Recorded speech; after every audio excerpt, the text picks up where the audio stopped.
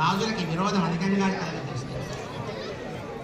అదే కాకుండా అగ్ని భయం, చోర భయం, రోగ భయం, సర్ప భయం కూడా అధికంగా ఉంటుంది. రాజు వాహనము నావ.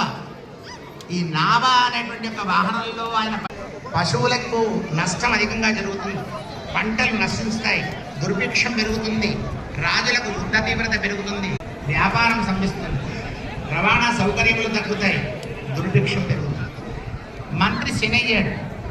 శని మంత్రి అయినందున వర్షములు తక్కువై పంటలు తక్కువ, ప్రజలు దుర్మార్గుల చేత పీడించబడతారు. చోర, రోగ, అగ్నిబాధలు ప్రజలకు కలిగి ధనమన ప్రాణహానులై ఉంటారు. సేనాధిపతి శని అయినందున